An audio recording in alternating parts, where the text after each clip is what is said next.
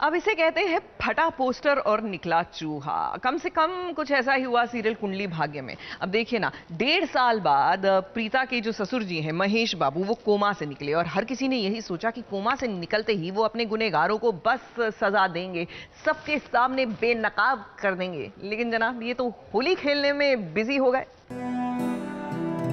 तो सो जाता था 2 दिन बार लोग सीन करके चले जाते थे। इतना कोमा में कोई रहता नहीं है। कोमा में महेश लूथरा को रशियन दिखाई दे रही थी। इसको कहते हैं मेथड एक्टिंग। मतलब कोमा क्या होता है, मतलब आदमी सो गया तो बस सो जाते थे हम। 1.5 साल बाद प्रीता का ससुर जाग गया है और जब वो जाग गया है तो उसे चारों ओर रशियन नजर आ रही हैं, हिंदुस्तानी नहीं। अब महेश बाबू, ये कैसा कोमा था जहाँ पर आपको केवल रशियन ही दिखाई दे रही थी? 1.5 साल का समय बहुत लंबा समय है। इतना कोमा में कोई रहता नहीं है। मेरे तो कोमा के बाद फुल स्टॉप लग चुका था।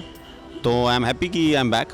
सो अब देखते हैं आगे क्या फोल्ड लेता है हमारा कुंडली भाग्य, और किसके भाग्य की कुंडली में जाके ग्रहण लगेगा वो वक्त बताएगा। कोमा में रशियंस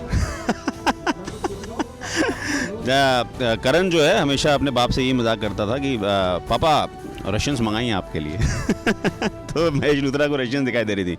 हमें तो लगा था कि 1.5 साल बाद जब आप कोमा से लौटेंगे तो सीधे भगवान का नाम लेंगे और उन्हें धन्यवाद देंगे। लेकिन ये क्या, कोमा से लौटने के बाद तो आपका काया पलट हो गया है। खैर कोई नहीं, हम तो मस्ती कर रहे थे। अब थोड़ा सीरियस नोट पर आ जाते हैं। अब जिसकी वजह से आप कोमा में थे उनके बारे में भी कुछ सोचिए, क्या करना है उनका। शर्लीन और पृथ्वी जो आपके सबसे बड़े दुश्मन हैं, और हाँ, उसके बाद उस लिस्ट में मायरा भी तो शामिल है।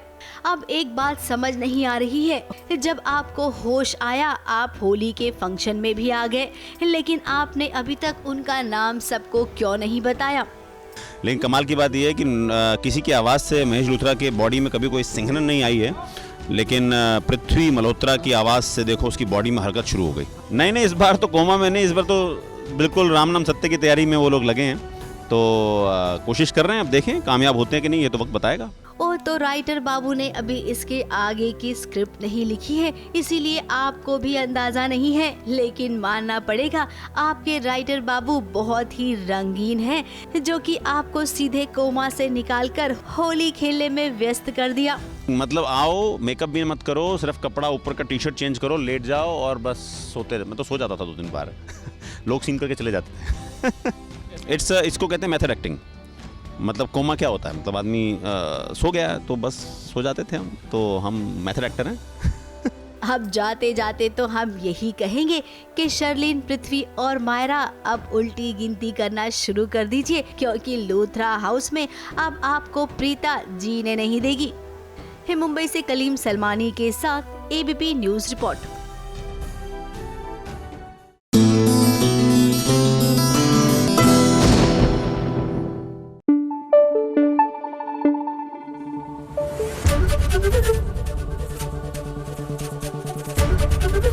एबीपी न्यूज आपको रखे आगे।